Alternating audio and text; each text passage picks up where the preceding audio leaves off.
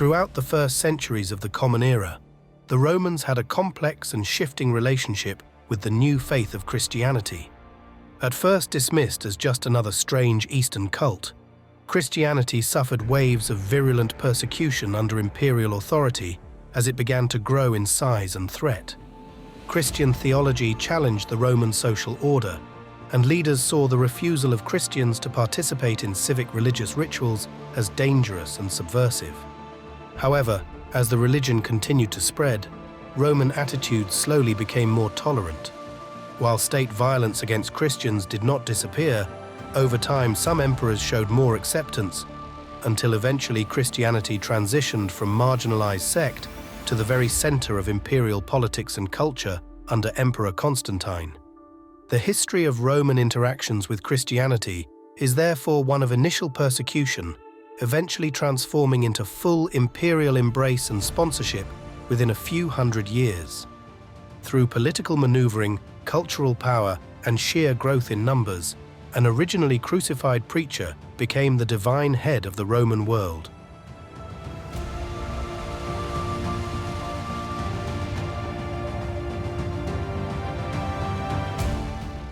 Jesus of Nazareth was executed by Roman authorities around 30 CE due to growing concerns over his influence and teachings. To the Romans, Jesus posed a political threat as a self-proclaimed king of the Jews who had amassed a large following in the restless province of Judea. After Jewish elites alleged Jesus was calling for revolt from Roman rule, the provincial governor Pontius Pilate ordered his crucifixion. This brutal form of execution was reserved for slaves and rebels in the Roman system. Following Jesus' death, the movement continued to grow under the leadership of the apostles. However, Roman officials began persecuting these early Christians through violent means. The Roman state required its citizens to partake in public rituals honoring traditional Roman deities to test loyalty. Christians refused, creating suspicion. In 64 CE, Emperor Nero used Christians as scapegoats following the Great Fire of Rome, executing many in brutal spectacles. Later, Emperor Domitian initiated a systematic persecution of Christian leadership. Christians seen as threats to social cohesion were arrested or killed, their properties seized. These early persecutions established an imperial precedent of viewing this developing faith as dangerous and worthy of violent suppression. Roman authorities failed to eradicate the movement and establish their dominance.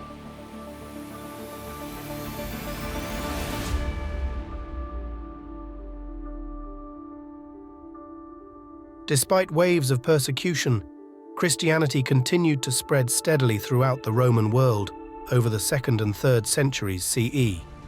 Fueled by missionary activities and the work of influential Christian scholars and theologians, localized Christian communities sprouted across the breadth of the empire.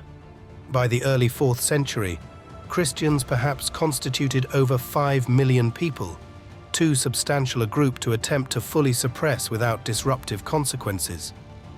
As Christian numbers grew, Roman views slowly became more moderate.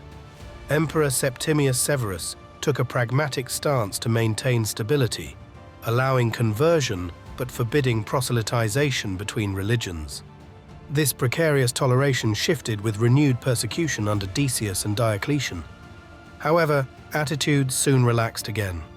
As imperial politics destabilized at the turn of the 4th century CE, Emperor Constantine took favor with the increasingly influential religion. In his bid for sole control of the empire against competitors, Constantine initiated several policies of tolerance toward Christians. His Edict of Milan officially granted religious liberty and ceased active persecution. Constantine continued integrating Christian policies as emperor.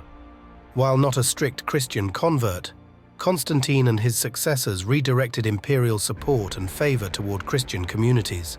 This special relationship culminated under Emperor Theodosius, who abandoned traditional Roman religion and made Nicene Christianity the sole sanctioned imperial faith. Imperial preference could no longer suppress Christianity. Instead, it would sponsor it.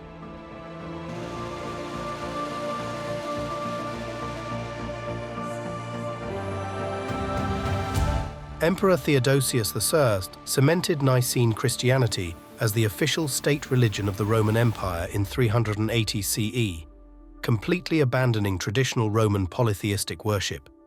Church officials now operated as an extension of imperial government. Bishops and prominent theologians gained unprecedented political influence to shape policy or call ecumenical councils. As the faith received extensive imperial patronage and funds, the Church grew tremendously wealthy and powerful. Ecclesiastical leaders now held cultural importance within civic life. Adherents opened access to political office, trade guilds, or other opportunities. As more elite Romans converted, they reshaped philosophical thought, arts, literature, and symbols along Christian values. Christian morals and theology slowly displaced classical logic in Roman education. Biblical stories and saints replaced mythic themes in sculpture, mosaics, and other media. Church construction accelerates to redefine sacred space and visibility across cities. Even apparently secular facets of culture take on Christian elements and interpretations over the 4th and 5th centuries. Though the empire soon collapsed in the West, the Roman legacy had firmly converted to its once persecuted faith. This immense religious transformation occurred remarkably rapidly following imperial sanction under Theodosius. Backed by imperial authority and resources, Christianity infused itself into nearly all aspects of Roman public and private life. A minority sect replaced classical paganism to redefine the spiritual fabric and culture of Rome's remaining century as an empire. The relationship between the Roman Empire and Christianity underwent a dramatic transformation in just a few centuries. Beginning with the crucifixion of Jesus, Roman authorities came to view the growing Christian movement as politically subversive and culturally dangerous. Roman officials instituted intermittent persecutions of Christian devotees, seen as rebels refusing to participate in public Roman religious rituals that were tied to loyalty to the state.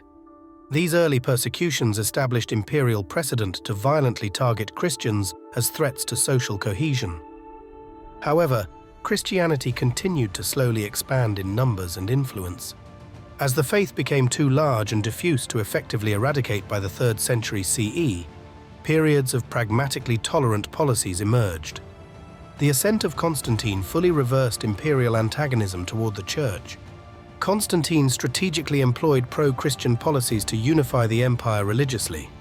Subsequent emperors built upon his sanction, culminating in Theodosius pronouncing Orthodox Christianity the official imperial religion in a revolutionary shift from tradition Roman polytheism. In just a few hundred years, Roman imperial culture transformed radically from one of persecution against Jesus' followers to active embrace. The faith Roman authorities thought they had crushed by executing Jesus now dictated politics, philosophy, arts, and every facet of society with imperial blessing. The cycle of oppression gave way to extravagant sponsorship. By the time the Western Empire collapsed, Roman identity was synonymous with Christian identity. From dissident cult to state religion, Roman interactions with Christianity perfectly encapsulate the ancient world's epochal shift toward a new spiritual center.